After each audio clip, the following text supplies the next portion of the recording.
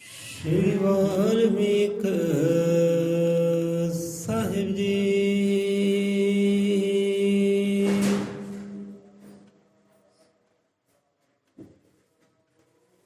ਸਤਿਨਾਮ।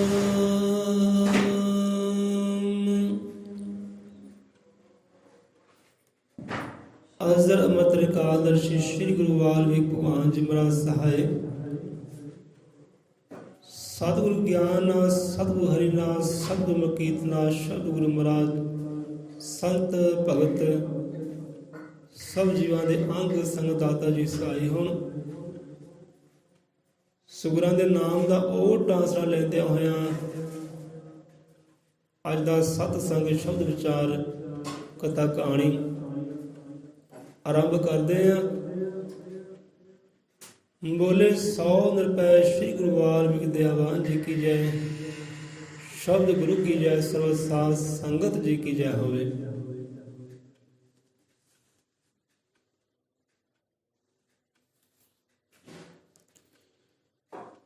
ਸੋ ਸਾਧ ਸੰਗਤ ਜੀਓ,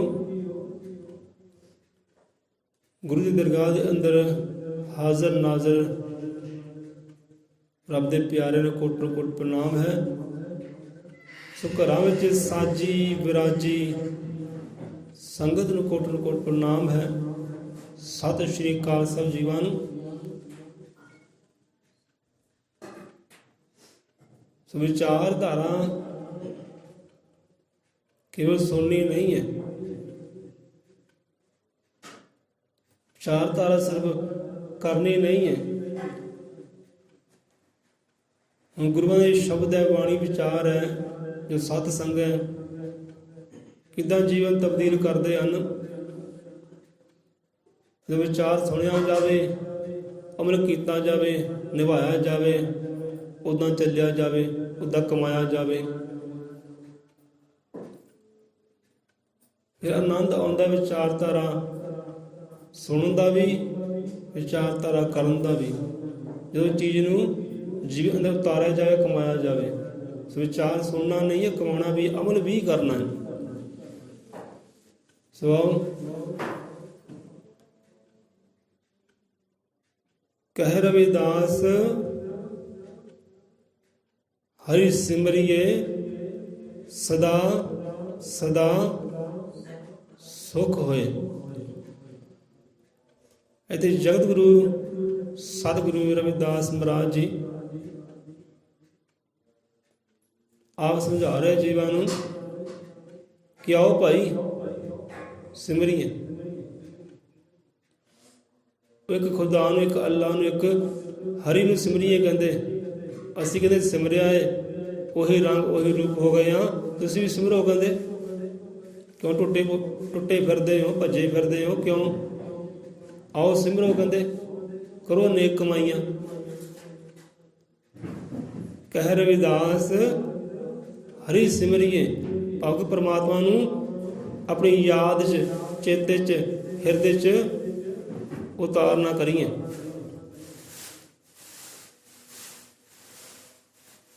ਹੁਣ ਦੇਖੋ ਜਿਹੜਾ ਹਿਰਦੇ ਅੰਦਰ ਹੈ ਨਾ, ਸੋ ਵਿਚਾਰ ਚੇਤੇ ਆ ਗਏ। ਜਿਹੜਾ ਸਾਡੇ ਹਿਰਦੇ ਅੰਦਰ ਹੈ, ਇਹਦੇ ਪਰਮਾਤਮਾ ਹਿਰਦੇ ਅੰਦਰ ਹੀ ਹੈ, ਵਿਰਾਜਿਆ ਹੋਇਆ ਹਿਰਦੇ ਅੰਦਰ, ਦਿਲ ਦੇ ਅੰਦਰ ਸਮਾਇਆ ਹੋਇਆ। ਪਰ ਬੰਦਾ ਉਹਨੂੰ ਭੁੱਲਿਆ ਫਿਰਦਾ। ਵਸਾਇਆ ਇੱਥੇ ਕੌਣ ਹੈ? ਵਸਾਇਆ ਤਾਂ ਕੋਈ ਹੋਰ ਹੀ ਹੈ।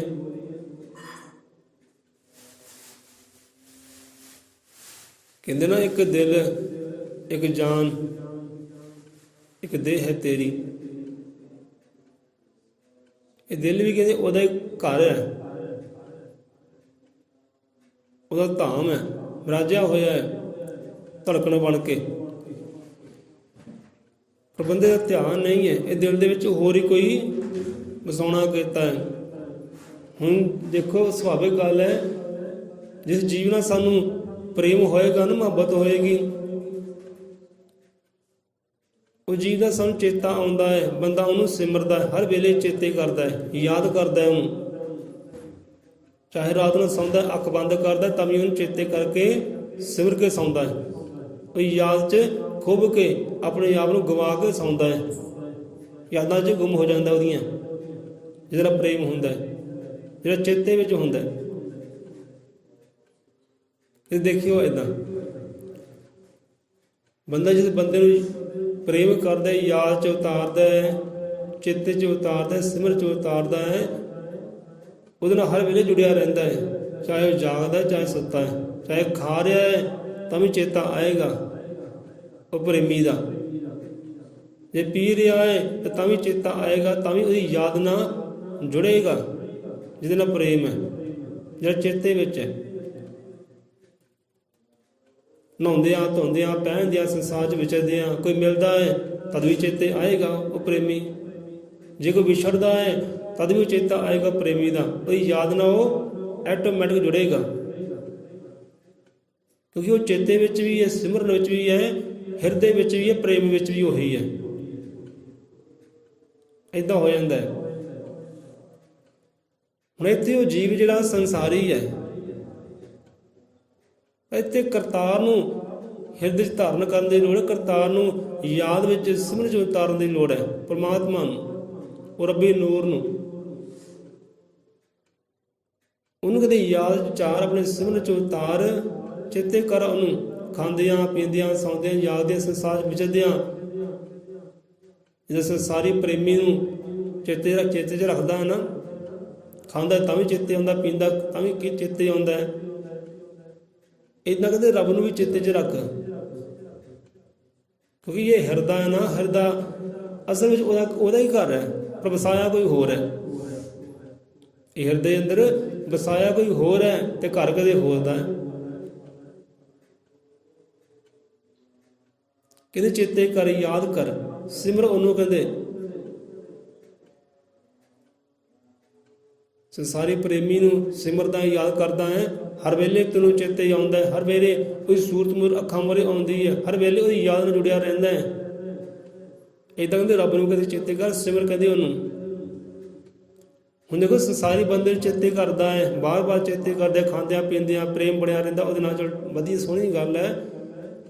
ਪਰ ਸੰਸਾਰੀ ਨੂੰ ਚੇਤੇ ਰੱਖਦਾ, ਯਾਦ ਰੱਖਦਾ, ਆਉਂਦਾ ਕੀ ਹੈ? ਦੁੱਖ।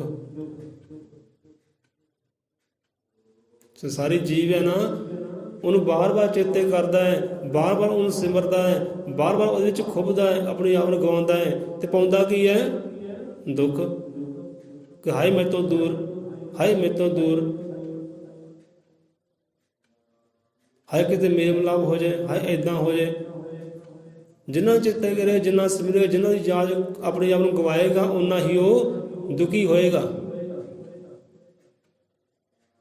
ਜੇਕਰ ਉਹ ਜੀਵ ਨੂੰ ਪਰੇ ਕਰਕੇ ਉਹ ਕਰਤਾ ਪੁਰਖ ਸਿਰਜਣਹਾਰ ਹਰੀ ਨੂੰ ਕਿਤੇ ਸਿਮਰਿਆ ਜਾਵੇ, ਉਹ ਯਾਦ ਨੂੰ ਜੁੜਿਆ ਜਾਵੇ, ਤੇ ਉਹਦੀ ਯਾਦ, ਉਹਦਾ ਚੇਤਾ ਤੁਹਾਨੂੰ ਹਰ ਦੁੱਖਾਂ ਤੋਂ ਬਚਾਏਗਾ ਤੇ ਅੰਦਰ ਸੁੱਖ ਲੈ ਕੇ ਆਏਗਾ। ਬੋਲੇ 100 ਨਿਰਭੈ। ਕਰਕੇ ਦੇਖੋ ਕਦੇ ਏਦਾਂ ਬਾਹਰਲੇ ਜੀਵ ਨੂੰ ਪਰੇ ਕਰਕੇ ਨਾ, ਜਿਹੜਾ ਪ੍ਰੇਮ ਅਸੀਂ ਸੰਸਾਰੀ ਜੀਵ ਨਾਲ ਕਰਦੇ ਹਾਂ, ਚਾਹੇ ਬੱਚਾ ਹੋ ਗਿਆ, ਪਤਨੀ ਹੋ ਗਈ, ਕੋਈ ਵੀ ਕੁਝ ਵੀ ਹੋ ਗਿਆ, ਇਹੋ ਜਿਹਾ ਪ੍ਰੇਮ ਕਹਿੰਦੇ ਉਹ ਕਰਤਾਰ ਨਾ ਕਰ, ਹਰੀ ਨਾ ਕਰ, ਦੇਖੀ ਤੇਰੇ ਜੀਵਨ 'ਚ ਕਿੱਦਾਂ ਸੁੱਖ ਆਉਂਦਾ ਹੈ। ਹਰ ਵੇਲੇ ਉਹਦੀ ਯਾਦ ਨਾਲ ਜੁੜ, ਦੇਖੀ ਕਿੱਦਾਂ ਵਿਸ਼ਿਆਂ ਕਰ ਬਚਿਆ ਰਹਿਣਾ ਹੈ, ਕਿੱਦਾਂ ਮੁਸੀਬਤਾਂ ਕਸ਼ਟਾਂ ਤੋਂ ਬਚਿਆ ਰਹਿਣਾ ਹੈ। ਜੁੜ ਕੇ ਵੇਖ, ਸਿਮਰ ਕੇ ਵੇਖ, ਉਤਾਰ ਉਹਨੂੰ ਆਪਣੀ ਯਾਦ 'ਚ। ਜਿਹਦਾ ਸਤਿਗੁਰੂ ਗਿਆਨਨਾਥ ਮਹਾਰਾਜ ਸਮਝਾਉਣਾ ਕਰਦੇ ਹਨ, ਗੱਲ ਉਹੀ ਹੈ ਕਿ ਯਾਦ ਪੁਰਖ ਨੂੰ ਸਿਮਰਦੇ ਹਾਂ। ਗੱਲ ਉੱਥੇ ਵੀ ਗੁਰਾਂ ਨੇ ਸਿਮਰਨ ਦੀ ਕੀਤੀ ਹੈ, ਯਾਦ ਦੀ ਕੀਤੀ, ਚਿੱਤ 'ਚ ਉਤਾਰਨ ਦੀ ਕੀਤੀ। ਆਪਣੇ ਚਿੱਤ 'ਚ ਕਹਿੰਦੇ ਉਤਾਰਨ ਨੂੰ, ਯਾਦ 'ਚ ਉਤਾਰ। ਇੱਥੇ ਕਹੇ ਰਵਿਦਾਸ ਹਰੀ ਸਿਮਰੀ ਹੈ ਨਾ, ਉੱਥੇ ਗੁਰੂ ਗਿਆਨਨਾਥ ਮਹਾਰਾਜ ਕਹਿੰਦੇ ਹੈ ਕਿ ਯਾਦ ਪੁਰਖ ਨੂੰ ਸਿਮਰਦੇ ਹਾਂ, ਜਨਮ ਜਨਮ ਦੇ ਮਿਟਦੇ ਦੁੱਖ। ਦੇਖੋ ਕਿੰਨਾ ਫਰਕ ਹੈ। ਬਾਹਰ ਆਪਣੀ ਕੋਈ ਗਰਲਫਰੈਂਡ ਹੈ, ਕੋਈ ਪਤਨੀ ਹੈ, ਕੋਈ ਯਾਰ ਦੋਸਤ ਹੈ, ਉਹਨੂੰ ਬਾਰ-ਬਾਰ ਚੇਤੇ ਕਰਦੇ ਆ, ਖਾਂਦਿਆਂ ਪੀਂਦਿਆਂ ਸੌਂਦਿਆਂ ਸੰਸਾਰ ਵਿੱਚ ਦੇ ਚੇਤੇ ਕਰਦੇ, ਕਾਸ਼ ਮੇਰੇ ਨਾਲ ਹੁੰਦਾ, ਮੈਂ ਯਾਤਰਾ ਤੇ ਜਾ ਰਿਹਾ, ਅੱਜ ਸੈਰ ਕਰ ਰਿਹਾ, ਕਾਸ਼ ਮੇਰੇ ਨਾਲ ਹੁੰਦਾ, ਹੱਥਾਂ 'ਚ ਹੱਥ ਹੁੰਦਾ, ਆਹ ਖਾ ਰਿਹਾ, ਇਕੱਲਾ ਹੀ ਖਾ ਰਿਹਾ, ਇਕੱਲਾ ਹੀ ਪੀ ਰਿਹਾ, ਕਾਸ਼ ਮੇਰੇ ਨਾਲ ਹੁੰਦਾ। ਜੋ ਜੀ ਦੀ ਤਰ੍ਹਾਂ ਉਹ ਕਰਤਾ ਪੁਰਖ ਚੇਤੇ 'ਚ ਆ ਜਾਏ, ਹੁਣ ਜੀਵ ਨੂੰ ਚੇਤੇ ਕਰਦਾ ਦੁੱਖ ਆਉਂਦਾ ਹੈ, ਤੇ ਕਰਤਾ ਪ੍ਰਭੂ ਨੂੰ ਚੇਤੇ ਕਰੇਗਾ, ਅੰਦਰ ਸੁੱਖ ਆਏਗਾ, ਆਨੰਦ ਆਏਗਾ। ਹਰ ਵੇਲੇ ਮਹਿਸੂਸ ਹੋਏਗਾ ਕਿ ਮੇਰੇ ਨਾਲ ਹੀ ਹੈ। ਕਿ ਆਦਿ ਪੁਰਖ ਨੂੰ ਸਿਮਰਦੇ ਹਾਂ ਜਨਮ ਜਨਮ ਦੇ ਮਿਟਦੇ ਦੁੱਖ। ਹੁਣ ਇੱਥੇ ਗੁਰੂ ਗਿਆਨ ਨਾਲ ਆਪ ਸਮਝਾ ਰਹੇ ਹੈ ਕਿ ਭਾਈ ਜਨਮਾਂ ਜਨਮਾਂ ਦੇ ਦੁੱਖ ਕੱਟੇ ਜਾਂਦੇ ਹੈ, ਜਨਮਾਂ ਜਨਮ ਦੇ ਦਾਗ ਧੋਤੇ ਜਾਂਦੇ, ਪਾਪ ਧੋਤੇ ਜਾਂਦੇ ਹੈ, ਕੁਰਕਰਮ ਧੋਤੇ ਜਾਂਦੇ ਹੈ। ਤੂੰ ਇਹ ਕਰਮ ਕਰ, ਉਹਨੂੰ ਯਾਦ 'ਚ ਚੇਤੇ 'ਚ ਉਤਾਰ, ਸਿਮਰ ਉਹਨੂੰ। ਆਦਿ ਪੁਰਖ ਨੂੰ ਸਿਮਰਦਿਆਂ ਜਨਮ ਜਨਮ ਦੇ ਮਿਟਦੇ ਦੁੱਖ, ਮਾਤ ਲੋਕ 'ਚ ਮਿਲਦੀਆਂ ਖੁਸ਼ੀਆਂ, ਤੇ ਅੱਗੇ ਮਿਲਣ ਸਦੀਵੀ ਸੁੱਖ। ਅੱਗੇ ਮਿਲਣ, ਹੁਣ ਅੱਗਾ ਕਿਹਨੂੰ ਦੇਖਿਆ ਭਾਈ? ਅੱਗਾ ਕਿਹਨੂੰ ਕਿਹਾ ਹੈ? ਉਹ ਰੱਬ ਦੀ ਦਰਗਾਹ ਨੂੰ। ਇਹ ਸੰਸਾਰ ਹੀ ਸਭ ਕੁਝ ਨਹੀਂ ਹੈ। ਬੰਦਾ ਕਹਿੰਦਾ ਸੰਸਾਰ ਹੀ ਸਭ ਕੁਝ ਹੈ, ਮੰਗਦਾ ਹੈ ਤਾਂ ਵੀ ਸੰਸਾਰ, ਵਿਚਰਦਾ ਹੈ ਤਾਂ ਵੀ ਸੰਸਾਰ 'ਚ, ਜੋ ਵੀ ਕਰਦਾ ਹੈ ਤਾਂ ਵੀ ਸੰਸਾਰ 'ਚ। ਸੰਸਾਰ ਹੀ ਸਭ ਕੁਝ ਨਹੀਂ, ਸੰਸਾਰ ਤੋਂ ਅੱਗੇ ਵੀ ਹੈ। ਅੱਗੇ ਵੀ ਇੱਕ ਯਾਤਰਾ ਹੈ। ਇੱਕ ਯਾਤਰਾ ਸੰਸਾਰੀ ਹੈ, ਇੱਕ ਯਾਤਰਾ ਕਰਤਾਰੀ ਵੀ ਹੈ। ਸੋ ਕਹਿੰਦੇ ਕਾਰਜ ਕਰ, ਕਹਿੰਦੇ ਮਾਤ ਲੋਕ ਵਿੱਚ ਮਿਲਦੀਆਂ ਖੁਸ਼ੀਆਂ, ਅੱਗੇ ਮਿਲ ਸਦੀਵੀ ਸੁੱਖ। ਹੁਣ ਖੁਸ਼ੀਆਂ ਤੇ ਸੁੱਖ 'ਚ ਕੀ ਫਰਕ ਹੈ ਭਾਈ? ਹੁਣ ਇੱਥੇ ਖੁਸ਼ੀਆਂ ਕਿਹਾ, ਅੱਗੇ ਕਿਹਾ ਸਦੀਵੀ ਸੁੱਖ। ਫਰਕ ਕੀ ਹੈ? ਕਿਉਂਕਿ ਜਦੋਂ ਗੱਲ ਸੰਸਾਰੀ ਖੁਸ਼ੀ ਦੀ ਆਉਂਦੀ ਹੈ ਨਾ, ਤੇ ਸੰਸਾਰੀ ਖੁਸ਼ੀਆਂ ਕਿਹਦੇ ਨਾਲ ਜੁੜੀਆਂ ਹੋਈਆਂ? ਧੀਆਂ ਦੇ ਨਾਲ, ਪੁੱਤਰਾਂ ਦੇ ਨਾਲ, ਧਨ ਦੇ ਨਾਲ, ਜ਼ਮੀਨਾਂ ਦੇ ਨਾਲ। ਇੱਦਾਂ ਹੀ ਹੈ ਨਾ, ਇਹਨਾਂ ਬੰਦੇ ਦੀਆਂ ਖੁਸ਼ੀਆਂ ਜੁੜੀਆਂ। ਪੁੱਤਰ ਹੈ, ਵਾਰੇ ਨਿਆਰੇ, ਖੁਸ਼ੀਆਂ, ਰੌਣਕਾਂ, ਲਹਿਰਾ ਬਹਿਰਾ ਹੈ। ਧਨ ਦੌਲਤਾਂ ਹੈ, ਰੌਣਕਾਂ, ਖੁਸ਼ੀਆਂ, ਲਹਿਰਾ ਬਹਿਰਾ ਹੈ। ਕੋਈ ਮਾਨ ਸਮਾਨ ਹੈ, ਇੱਧਰ ਜਾਂਦਾ ਮੇਰਾ ਮਾਣ ਹੁੰਦਾ, ਸਮਾਨ ਹੁੰਦਾ, ਖੁਸ਼ੀਆਂ ਭਾਈ। ਬੰਦੇ ਖੁਸ਼ੀਆਂ ਇਹਦੇ ਨਾਲ ਜੁੜੀਆਂ ਹੈ। ਤੇ ਖੁਸ਼ੀਆਂ ਕਿੰਨਾ ਚਿਰ ਹੈ? ਸਦਾ ਸਦੀਵੀ ਖੁਸ਼ੀਆਂ ਰਹਿਣ ਵਾਲੀਆਂ ਬਿਲਕੁਲ ਵੀ ਨਹੀਂ ਹੈ। ਧੀਆਂ ਪੁੱਤਰ ਵੀ ਦੁੱਖਾਂ ਦਾ ਕਾਰਨ ਬਣ ਜਾਂਦੇ ਹੈ। ਇਹ ਧਨ ਦੌਲਤਾਂ ਵੀ ਦੁੱਖਾਂ ਦਾ ਕਾਰਨ ਬਣ ਜਾਂਦੇ ਹੈ। ਜ਼ਮੀਨਾਂ ਵੀ ਦੁੱਖਾਂ ਦਾ ਕਾਰਨ ਬਣ ਜਾਂਦੀਆਂ। ਇਹ ਸਦਾ ਰਹਿਣ ਵਾਲੀਆਂ ਨਹੀਂ ਹੈ। ਇਹ ਖੁਸ਼ੀ ਸਦਾ ਸਦੀਵੀ ਰਹਿਣ ਵਾਲੀ ਨਹੀਂ ਹੈ। ਕਿ ਮਾਤ ਲੋਕ 'ਚ ਮਿਲਦੀਆਂ ਖੁਸ਼ੀਆਂ, ਕਹਿੰਦੇ ਖੁਸ਼ੀਆਂ ਤੁਹਾਨੂੰ ਮਿਲਣਗੀਆਂ ਜੇ ਹਰੀ ਦਾ ਉਹ ਵਾਹਿਗੁਰੂ ਦਾ ਸਿਮਰਨ ਕਰਦੇ ਹੋ, ਯਾਦ ਕਰਦੇ ਹੋ, ਚਿੱਤ 'ਚ ਆਪਣੇ ਉਤਾਰਦੇ ਹੋ, ਤੁਹਾਨੂੰ ਇਹ ਖੁਸ਼ੀਆਂ ਮਿਲਣਗੀਆਂ, ਕੋਈ ਸ਼ੱਕ ਨਹੀਂ ਹੈ। ਇਹ ਵੀ ਖੁਸ਼ੀਆਂ ਤੁਸੀਂ ਪਾਤਰ ਬਣੋਗੇ। ਧੀਆਂ ਦੀ ਖੁਸ਼ੀਆਂ ਦੇ ਪਾਤਰ ਬਣੋਗੇ, ਪੁੱਤਰਾਂ ਦੀ ਖੁਸ਼ੀਆਂ ਦੇ ਪਾਤਰ ਬਣੋਗੇ, ਤੁਹਾਨੂੰ ਦੋਵੇਂ ਖੁਸ਼ੀਆਂ ਦੇ ਪਾਤਰ ਬਣੋਗੇ। ਪਰ ਇਹ ਖੁਸ਼ੀਆਂ ਇੱਥੇ ਹੀ ਹੈ, ਅੱਗੇ ਨਹੀਂ ਹੈ। ਇਹੀ ਖੁਸ਼ੀਆਂ ਦੁੱਖਾਂ ਵਿੱਚ ਤਬਦੀਲ ਵੀ ਹੋ ਜਾਂਦੀਆਂ। ਪਰ ਸਦਾ ਸਦੀਵੀ ਰਹਿਣ ਵਾਲਾ ਸੁੱਖ ਉਹ ਕਹਿੰਦੇ ਪਰਮਾਤਮਾ ਦੇ ਹਰੀ ਦੇ ਸਿਮਰਨ ਦੇ ਵਿੱਚ ਹੈ। ਉਹ ਇੱਥੇ ਵੀ ਸੁੱਖ, ਤੇ ਅੱਗੇ ਰੱਬ ਦੀ ਦਰਗਾਹ ਅੰਦਰ ਵੀ ਸੁੱਖ ਹੀ ਸੁੱਖ ਹੈ। ਉੱਥੇ ਵੀ ਵਾਰੇ ਨਿਆਰੇ ਹੀ ਹੈ। ਇੱਥੇ ਵੀ ਬੰਦਾ ਆਨੰਦ, ਤੇ ਰੱਬ ਦੀ ਦਰਗਾਹ ਅੰਦਰ ਵੀ ਸਦਾ ਸਦੀਵੀ ਵਾਸਤੇ ਆਨੰਦ। ਸੁਣ ਬਚਨਾ ਸਮਝੋ ਭਾਈ, ਇਹ ਕਮਾਈ ਕਹਿੰਦੇ ਕਮਾਓ। ਆ ਜਾਂਦੇ ਸ਼ਬਦਾਂ ਤੇ, ਕਹੇ ਰਵਿਦਾਸ ਹਰੀ ਸਿਮਰੀਏ ਸਦਾ ਸਦਾ ਸੁਖ ਹੋਏ। ਜਿਹੜੇ ਸੁੱਖਾਂ ਦੀ ਆਸ ਕਰਦਾ, ਜਿਹੜੇ ਸੁੱਖਾਂ ਪਿੱਛੇ ਭੱਜਿਆ ਫਿਰਦਾ ਹੈ, ਉਹ ਕਹਿੰਦੇ ਸੰਸਾਰ ਵਿੱਚ ਨਹੀਂ ਹੈ, ਉਹ ਹਰੀ ਦੇ ਸਿਮਰਨ ਦੇ ਵਿੱਚ ਹੈ।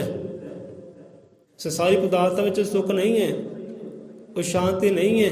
ਉਹ ਸ਼ਾਂਤੀ, ਉਹ ਸੁੱਖ, ਉਹ ਆਨੰਦ ਹਰੀ ਦੇ ਸਿਮਰਨ ਦੇ ਅੰਦਰ ਹੈ। ਤਾਂ ਸਿਮਰ ਕਹਿੰਦੇ ਉਹ ਯਾਦ 'ਚ ਖੁਦ ਆਪਣੇ ਆਪ ਨੂੰ ਗਵਾ। ਜਿਹਦੇ ਆਪਣੇ ਆਪ ਗਵਾਈਏ ਤਾਂ ਸੋ ਪਾਈਏ। ਪਰਮਾਤਮਾ ਕੀ ਹੈ, ਰੱਬ ਕੀ ਹੈ? ਉਹ ਇੱਕ ਆਨੰਦ ਹੈ, ਇੱਕ ਖੁਸ਼ੀ ਹੈ। ਪਰਮਾਤਮਾ ਦਾ ਕੋਈ ਆਕਾਰ ਨਹੀਂ ਹੈ, ਕੋਈ ਸੂਰਤ ਨਹੀਂ ਹੈ, ਕੋਈ ਮੂਰਤ ਨਹੀਂ ਹੈ। ਉਹ ਇੱਕ ਆਨੰਦ ਹੈ, ਇੱਕ ਖੁਸ਼ੀ ਹੈ। ਤੇ ਖੁਸ਼ੀ ਹੈ ਕਿੱਥੇ ਹੈ? ਉਹ ਸਾਡੇ ਅੰਦਰ ਹੈ। ਹੁਣ ਭਾਈ ਦੁੱਖ ਕਿੱਥੇ ਹੈ? ਬੰਦਾ ਕਹਿੰਦਾ ਹਾਏ ਦੁੱਖ, ਹਾਏ ਦੁੱਖ, ਹਾਏ ਦੁੱਖ, ਮੈਂ ਦੁੱਖਾਂ ਵਿੱਚ, ਮੁਸੀਬਤਾਂ ਵਿੱਚ। ਦੁੱਖ ਮੁਸੀਬਤ ਹੈ ਕਿੱਥੇ ਹੈ? ਉਹ ਬੰਦੇ ਦੇ ਅੰਦਰ ਹੈ। ਜੇ ਦੁੱਖ ਅੰਦਰ ਹੈ ਨਾ ਪਿਆਰੇ, ਸੁੱਖ ਵੀ ਤੇਰੇ ਅੰਦਰ ਹੀ ਹੈ, ਸੁੱਖ ਬਾਹਰ ਨਹੀਂ ਹੈ। ਬੰਦਾ ਕਹਿੰਦਾ ਮੈਂ ਦੁੱਖਾਂ ਵਿੱਚ, ਮੇਰਾ ਜੀਵਨ ਦੁੱਖਾਂ ਵਿੱਚ, ਦੁੱਖ ਅੰਦਰ ਹੈ। ਤੇ ਪਿਆਰੇ ਜੇ ਦੁੱਖ ਤੇਰੇ ਅੰਦਰ ਹੈ ਨਾ, ਤੇ ਪਰਮ ਸੁੱਖ, ਪਰਮ ਆਨੰਦ ਵੀ ਤੇਰੇ ਅੰਦਰ ਹੀ ਹੈ। ਤੇ ਲੱਭਦਾ ਕਿੱਥੇ ਹੈ? ਬਾਹਰ। ਮੰਦਰਾਂ 'ਚ, ਮਸੀਤਾਂ ਵਿੱਚ, ਡੇਰਿਆਂ 'ਤੇ, ਸੰਸਾਰੀ ਪਦਾਰਥਾਂ 'ਚ, ਧੀਆਂ ਪੁੱਤਰਾਂ 'ਚੋਂ ਸੁੱਖ ਲੱਭਦਾ ਹੈ, ਜਿਸਮਾਂ 'ਚੋਂ ਸੁੱਖ ਲੱਭਦਾ ਹੈ, ਪਰ ਸੁੱਖ ਉੱਥੇ ਹੈ ਨਹੀਂ। ਸੁੱਖ ਤੇਰੇ ਅੰਦਰ ਹੈ। ਜੇ ਦੁੱਖ ਤੇਰੇ ਅੰਦਰ ਹੈ ਨਾ, ਸੁੱਖ ਵੀ ਤੇਰੇ, ਉਹ ਆਨੰਦ ਵੀ ਤੇਰੇ ਅੰਦਰ ਹੀ ਹੈ। ਪਰਮਾਤਮਾ ਰੂਪੀ ਆਨੰਦ ਉਹ ਤੇਰੇ ਅੰਦਰ ਹੈ। ਤੇ ਅੰਦਰੋਂ ਪ੍ਰਗਟ ਕਿੱਦਾਂ ਹੋਣਾ ਹੈ? ਉਹ ਯਾਦ 'ਚ ਆਪਣੇ ਆਪ ਨੂੰ ਗਵਾ ਕੇ, ਉਹ ਸਿਮਰਨ ਵਿੱਚ ਆਪਣੇ ਆਪ ਨੂੰ ਗਵਾ ਕੇ, ਕਿ ਆਪਣਾ ਆਪ ਗਵਾਈਏ ਤਾਂ ਸੋ ਪਾਈਏ, ਤਾਂ ਉਹ ਸਦਾ ਸਦੀਵੀ ਰਹਿਣ ਵਾਲੇ ਸੁੱਖ ਨੂੰ, ਆਨੰਦ ਦਾ ਪਾਤਰ ਬਣ ਸਕਦਾ। ਉੱਦਾਂ ਨਹੀਂ। ਤੂੰ ਸਿਮਰ ਕਹਿੰਦੇ ਬਾਹਰਲੇ ਜੀਵਨ ਨੂੰ ਸਿਮਰੀ ਜਾਣਾ, ਬਾਹਰਲੇ ਜੀਵਨ ਚੇਤੇ ਵਿੱਚ ਕਰੀ, ਚੇਤੇ 'ਚ ਲਿਆਈ ਜਾਣਾ ਹੈ, ਉਹਨੂੰ ਚੇਤੇ 'ਚ ਯਾਦ 'ਚ ਲਿਆ ਕਹਿੰਦੇ ਉਹ ਆਹ ਪੁਰਖ ਨੂੰ। ਸੋ ਏਦਾਂ ਹੀ ਨਾ, ਇੱਕ ਸਮੇਂ ਦਾ ਹੁੰਦਾ ਰਾਜਾ, ਸਮੇਂ ਦਾ ਹੁੰਦਾ ਰਾਜਾ, ਜੋ ਕਥਾ ਕਹਾਣੀ ਆਪਣਾ ਸਾਂਝਾ ਕਰਦੇ ਆ। ਸਮੇਂ ਦਾ ਹੁੰਦਾ ਰਾਜਾ, ਮਿਲਾਂ 'ਚ ਤੁਰਦਾ, ਉਹ ਚੱਕਦਾ ਆਪਣਾ ਤੀਰ ਕਮਾਨ, ਚੜ੍ਹਦਾ ਘੋੜੇ ਉੱਪਰ, ਜਾਂਦਾ ਸ਼ਿਕਾਰ ਕਰਨ ਨੂੰ ਜੰਗਲ ਵਿੱਚ। ਜੰਗਲ ਕਰਨ ਗਿਆ ਰਾਜਾ ਸ਼ਿਕਾਰ, ਜੰਗਲ ਦੇ ਅੰਦਰ ਗਿਆ। ਉਹ ਜੰਗਲ ਦੇ ਅੰਦਰ ਇੱਕ ਸਾਧੂ ਸੰਤ ਐ ਚੌੜਾ ਮਾਰ ਕੇ ਉੱਚੀ ਥਾਂ ਤੇ ਬੈਠਾ। ਕੀ ਕਰਦਾ ਹੋਏਗਾ ਚੌੜਾ ਮਾਰ ਕੇ?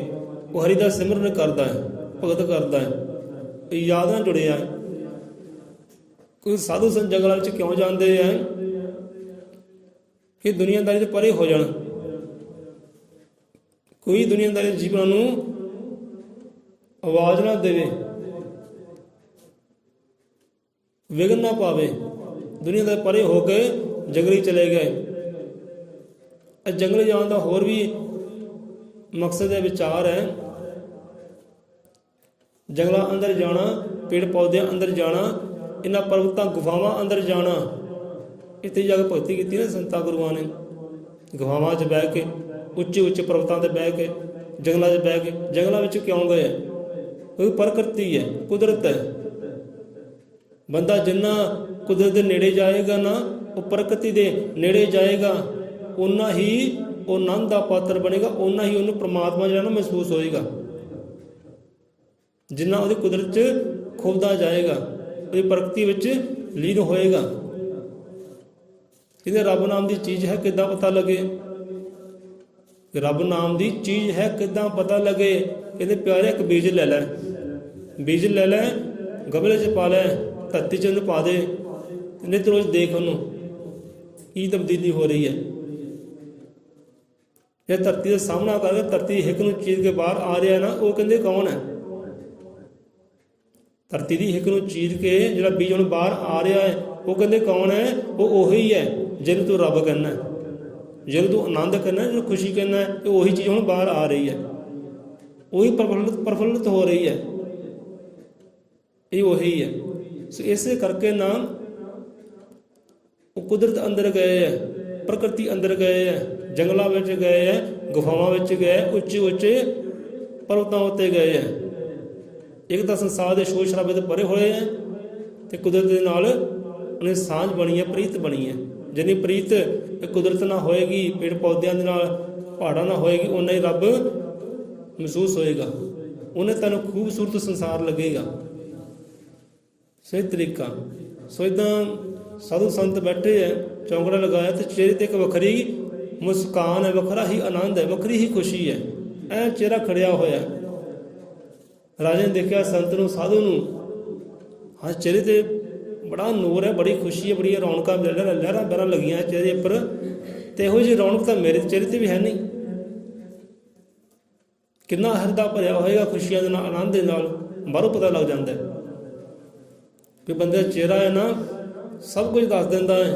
ਹਾਂ ਵੀ ਇਹ ਦੁੱਖਾਂ ਵਿੱਚ ਹੈ, ਜਾਂ ਖੁਸ਼ੀਆਂ ਵਿੱਚ ਹੈ, ਜਾਂ ਚਿੰਤਾ ਵਿੱਚ, ਜਾਂ ਪਰੇਸ਼ਾਨੀ ਵਿੱਚ ਹੈ, ਜਾਂ ਕੋਈ ਸੋਚ ਗਹਿਰੀ ਵਿੱਚ ਖੁੱਭਿਆ ਹੋਇਆ ਹੈ, ਉਹਦਾ ਚਿਹਰਾ ਦੱਸ ਦਿੰਦਾ ਹੈ।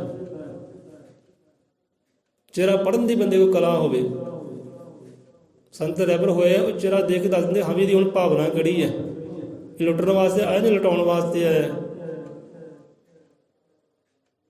ਦੱਸ ਦਿੰਦੇ ਹੈ। ਚਿਹਰਾ ਦੱਸਦਾ ਸਭ ਕੁਝ। किताबें बहुत सी पढ़ी होगी तूने, बता मेरे चेहरे पे क्या क्या लिखा है ना।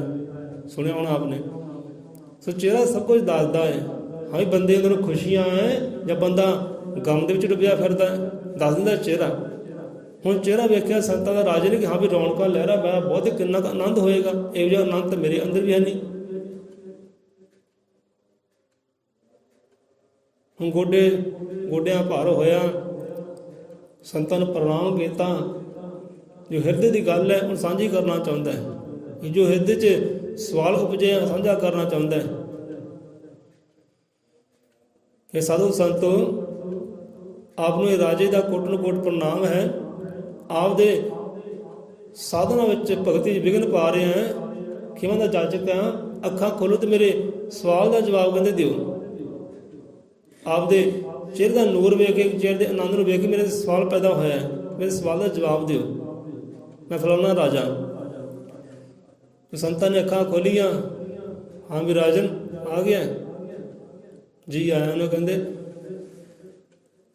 ਚਲੋ ਕਹਿੰਦੇ ਸਾਂਝਾ ਕਰੋ ਕੀ ਸਵਾਲ ਆਇਆ ਤੁਹਾਡੇ ਹਿਰਦੇ ਅੰਦਰ। ਜਾਣਦੇ ਤਾਂ ਸੀ ਹੋ।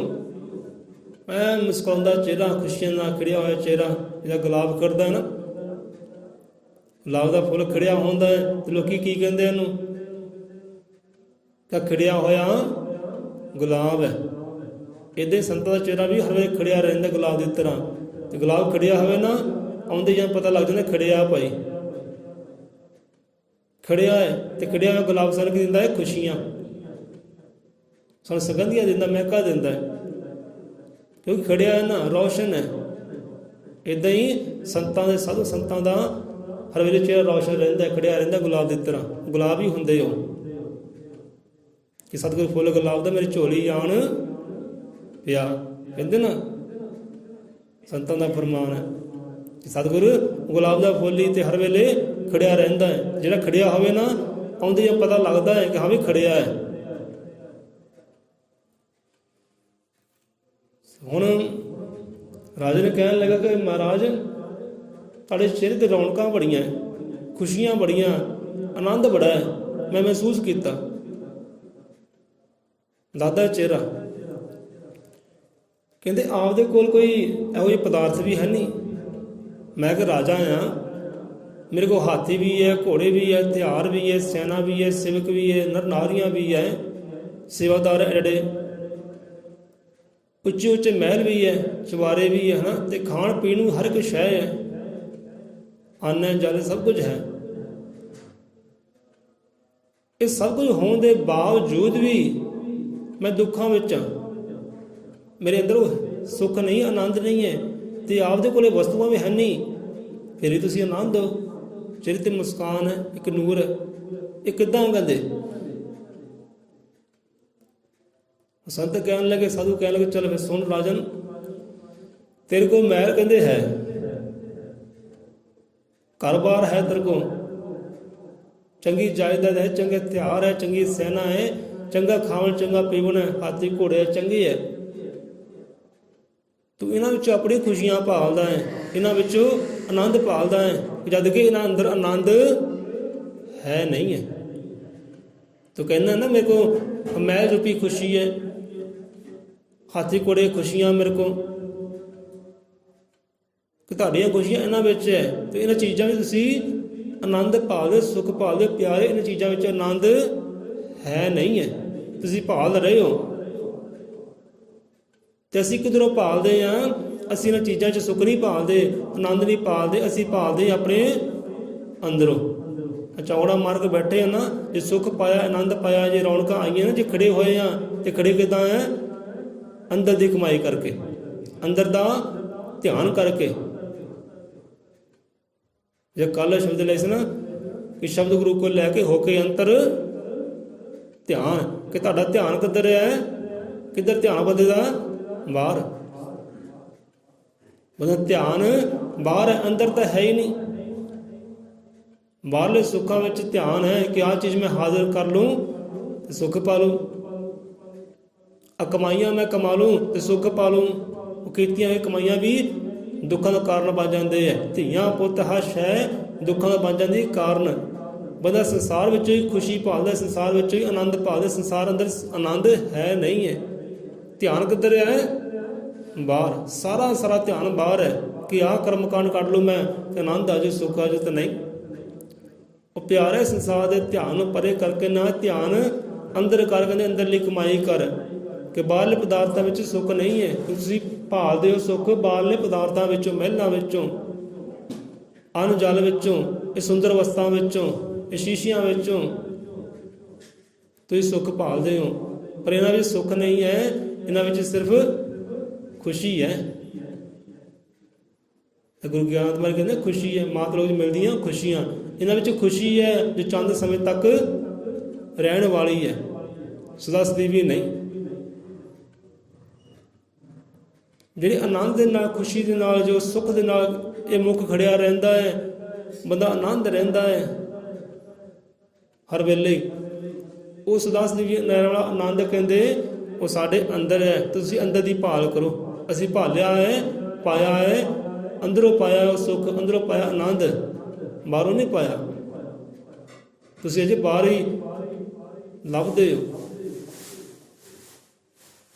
ਸਿੱਧਾਂ ਸੰਤਾਂ ਨੇ, ਗੁਰੂਆਂ ਨੇ ਸਮਝਾਉਣਾ ਕੀਤਾ, ਭਾਈ ਉਹ ਆਨੰਦ ਜਿਹੜਾ ਚਿਹਰੇ 'ਤੇ ਆਨੰਦ ਹੈ, ਸਾਡੇ ਚਿਹਰੇ 'ਤੇ ਰੌਣਕਾਂ ਹੈ, ਇਹ ਬਾਹਰੋਂ ਨਹੀਂ ਆਈਆਂ, ਕਹਿੰਦੇ ਇਹ ਆਈਆਂ ਅੰਦਰੋਂ। ਅੰਦਰ ਦੀ ਕਮਾਈ ਕਰਨ ਦੇ ਨਾਲ, ਅੰਦਰ ਧਿਆਨ ਕੀਤਾ ਹੈ, ਅੰਤਰ ਧਿਆਨ ਹੋਏ ਹੈ, ਤੇ ਤਾਂ ਸਾਨੂੰ ਮਿਲਿਆ ਹੈ। ਨਹੀਂ ਤਾਂ ਮਹਾਤਮਾ ਬੁੱਧ ਦੀ ਸਾਨੂੰ ਕਹਾਣੀ ਚਿੱਤੇ ਆ ਰਹੀ ਹੈ, ਪਰ ਸਮਾਂ ਹੋ ਗਿਆ ਪੂਰਾ। ਇੰਨਾ ਕੁ ਕਬੂਲ ਕਰੋ ਕਿ ਬਹੁਤੀਆਂ ਕਹਾਣੀਆਂ ਪਾਉਣ ਦਾ ਕੋਈ ਫਾਇਦਾ ਨਹੀਂ ਹੈ। ਜੇ ਸਮਝ ਆ ਗਏ, ਇੱਕੋ ਕਹਾਣੀ ਸਮਝ ਆ ਸਕਦੀ ਹੈ। ਸੋ ਗੁਰੂਆਂ ਦੇ ਬਚਨਾਂ ਨੂੰ ਪਕੜਨਾ ਕਰੋ ਭਾਈ, ਤੇ ਉਹਨਾਂ ਦੇ ਬਚਨ, ਉਹਨਾਂ ਦੀ ਸਿੱਖਿਆ ਜੋ ਮੰਜ਼ਿਲ ਤੱਕ ਪਹੁੰਚੇ ਹੋਏ ਹੈ। ਜਿਹੜਾ ਮੰਜ਼ਿਲ ਤੇ ਪਹੁੰਚਾ ਨਾ, ਉਹੀ ਮੰਜ਼ਿਲ ਬਾਰੇ ਤੁਹਾਨੂੰ ਦੱਸ ਸਕਦਾ ਹੈ। ਜਿਹੜਾ ਮੰਜ਼ਿਲ ਤੇ ਪਹੁੰਚਾ ਨਹੀਂ, ਉਹ ਮੰਜ਼ਿਲ ਦੀ ਗੱਲ ਕਿੱਦਾਂ ਕਰੂ? ਜੇ ਮੰਜ਼ਿਲ ਤੇ ਪਹੁੰਚੇ, ਜੋ ਆਨੰਦ ਤੱਕ ਪਹੁੰਚੇ, ਸੁੱਖ ਨੂੰ ਪਹੁੰਚੇ ਨਾ, ਇਹ ਉਹ ਦੱਸ ਰਹੇ ਹੈ ਕਿ ਭਾਈ ਅਸੀਂ ਪਹੁੰਚੇ ਹਾਂ, ਤੁਸੀਂ ਪਹੁੰਚੋ। ਅਸੀਂ ਕਦਮ ਪੱਟੇ ਹੈ, ਤੁਸੀਂ ਵੀ ਇਹ ਕਦਮ ਪੱਟੋ। ਅਸੀਂ ਮਿਹਨਤ ਕੀਤੀ ਹੈ, ਘਾਲਣਾ ਘਾਲੀ ਹੈ, ਤੁਸੀਂ ਮਿਹਨਤ ਘਾਲੋ, ਕਰੋ ਸਿਮਰਨ ਹਰੀ ਪਰਮਾਤਮਾ ਦਾ, ਤੇ ਪਾਲੋ ਇਹ ਆਨੰਦ ਨੂੰ। ਇਹ ਪਰਮਾਤਮਾ ਕੀ ਹੈ? ਪਰਮਾਤਮਾ ਪਰਮ ਸੁੱਖ ਹੈ, ਪਰਮਾਤਮਾ ਪਰਮ ਆਨੰਦ ਹੈ, ਉਹ ਪਰਮਾ ਆਨੰਦ ਹੈ। ਤੇ ਪਰਮਾ ਆਨੰਦ ਸਾਡੇ ਅੰਦਰ ਹੈ, ਉਹ ਬਾਹਰ ਨਹੀਂ ਹੈ। ਤੇ ਬੰਦਾ ਭਾਲਦਾ ਹੈ ਬਾਹਰੋਂ, ਮੈਂ ਆਹ ਕਰਮ ਕਾਂਡ ਕਰ ਲੂੰ ਤੇ ਆਨੰਦ ਮਿਲ ਜੂ, ਆਹ ਚੀਜ਼ ਨੂੰ ਮੈਂ ਪਾ ਲੂੰ ਆਨੰਦ ਮਿਲ ਜੂ। ਉਹ ਚੀਜ਼ਾਂ ਵੀ ਦੁੱਖਾਂ ਦਾ ਕਾਰਨ ਬਣ ਜਾਂਦੀਆਂ, ਆਨੰਦ ਨਹੀਂ ਪਾਉਂਦੀਆਂ। ਸੋ ਆਨੰਦ ਤੁਹਾਡੇ ਅੰਦਰ ਹੈ। ਸੋ ਅੰਦਰ ਖੋਜ ਕਰ। ਜੋ ਬ੍ਰਹਮੰਡੇ ਸੋਈਓ ਪਿੰਡੇ, ਜੋ ਖੋਜੇ ਸੋ ਪਾਏ।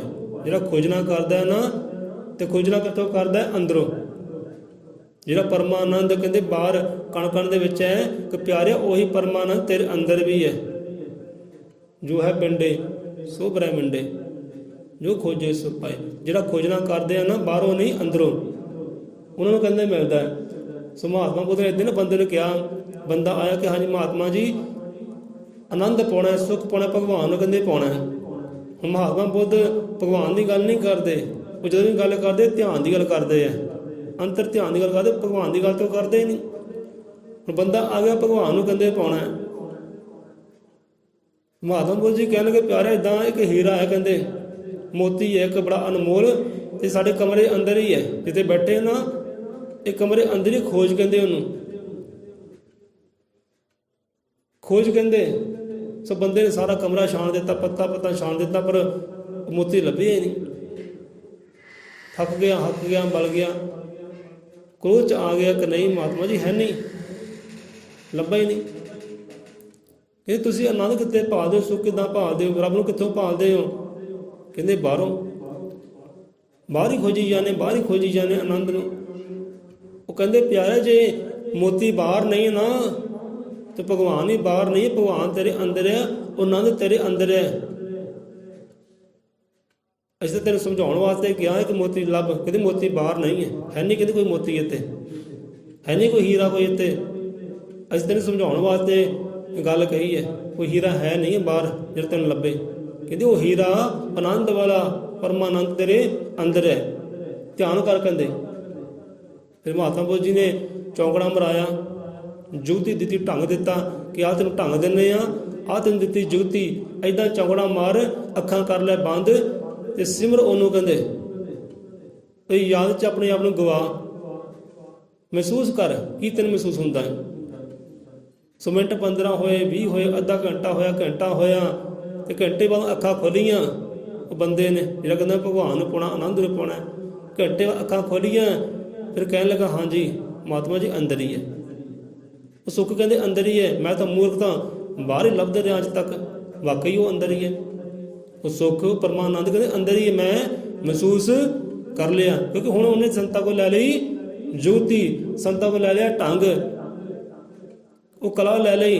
ਜੇ ਕਲਾ ਲੈ ਕੇ ਅੰਤਰ ਧਿਆਨ ਹੋਇਆ ਨਾ, ਉਹ ਅੰਦਰੋਂ ਮਹਿਸੂਸ ਕੀਤਾ ਵੀ ਉਹ ਹੀਰਾ ਅੰਦਰ ਹੀ ਹੈ, ਉਹ ਮੋਤੀ ਸੁੱਖਾਂ ਵਾਲਾ ਮੇਰੇ ਅੰਦਰ ਹੀ, ਮੈਂ ਤਾਂ ਬਾਹਰ ਹੀ ਖੋਜਦਾ ਰਿਹਾ ਇੰਨੀ ਉਮਰ। ਸੁਣਾਓ 5 ਮਿੰਟ ਹੋ ਗਏ ਉੱਪਰ।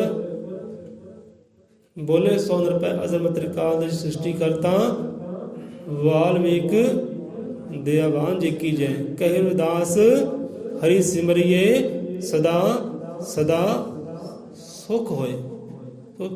ਸਦਾ ਸਦੀ ਵੀ ਰਹਿਣ ਵਾਲਾ ਸੁੱਖ ਉਹ ਸਿਮਰਨ ਵਿੱਚ ਹੈ। ਕਹਿੰਦੇ ਬਾਹਰ ਪਦਾਰਥਾਂ ਵਿੱਚ ਬਿਲਕੁਲ ਵੀ ਨਹੀਂ ਹੈ। ਬਾਹਰ ਪਦਾਰਥਾਂ ਖੁਸ਼ੀਆਂ ਹੈ ਚੰਦ ਸਮੇਂ ਵਾਸਤੇ, ਅੱਗੇ ਦੁੱਖਾਂ ਦਾ ਕਾਰਨ। ਤੇ ਸਦਾ ਸਦੀ ਵੀ ਰਹਿਣ ਵਾਲਾ ਆਨੰਦ ਉਹ ਪਰਮਾਨੰਦ ਦੀ ਸਿਫਤ ਸਲਾਹ ਵਿੱਚ ਹੈ, ਉਹਦੀ ਸਿਮਰਨ ਵਿੱਚ, ਉਹਦੀ ਯਾਦ ਵਿੱਚ ਹੈ। ਜੁੜ ਉਹਦੀ ਯਾਦ ਦੇ ਨਾਲ। ਕਹਿੰਦੇ ਆਪ ਪੁਰਖ ਨੂੰ ਸਿਮਰਦਿਆਂ ਜਨਮ ਜਨਮ ਦੇ ਮਿਟਦੇ ਦੁੱਖ, ਮਾਤ ਰੂਪ ਵਿੱਚ ਮਿਲਦੀਆਂ ਖੁਸ਼ੀਆਂ, ਅੱਗੇ ਮਿਲਣ ਸਦੀਵੀ ਸੁੱਖ। ਇਹ ਨਹੀਂ ਕਿ ਸਿਮਰਨ ਕਰੇਗਾ ਤੇ ਮਾਤ ਦੀ ਖੁਸ਼ੀਆਂ ਤੈਨੂੰ ਨਹੀਂ ਮਿਲਣਗੀਆਂ, ਖਜ਼ਾਨਾ ਪਾਤਰ ਨਹੀਂ ਬਣੇਗਾ, ਸਾਰੀ ਖੁਸ਼ੀਆਂ ਦਾ ਵੀ ਪਾਤਰ ਬਣੇਗਾ, ਪਰ ਸਦਾ ਸਦੀਵੀ ਰਹਿਣ ਵਾਲਾ ਜੋ ਆਨੰਦ ਹੈ ਨਾ, ਉਹਦਾ ਪਾਤਰ ਤੂੰ ਪਹਿਲਾਂ ਬਣੇਗਾ। ਅਜ਼ਮਤ ਤ੍ਰਿਕਾਲ ਦੇ ਸਭ ਜੀਵਾਂ ਦੇ ਅੰਗ ਸੰਗ ਦਾਤਾ ਜੀ ਸਹਾਈ ਹੋਣ। ਬੋਲੇ 100 ਰੁਪਏ ਅਜ਼ਮਤ ਤ੍ਰਿਕਾਲ ਦੇ ਸ੍ਰਿਸ਼ਟੀ ਕਰਤਾ, ਵਾਲਮੀਕ ਦਇਆਵਾਨ ਜੀ ਕੀ ਜੈ। ਸੰਤਾਂ ਭਗਤਾਂ ਕੀ ਜੈ, ਸਤਿਗੁਰ ਦੇ ਸ਼ਰਧਾਲੂਆਂ ਦੀ ਸਦਾ ਸਦਾ ਸੰਸਾਰ ਜੋ ਜੈ ਹੋਵੇ।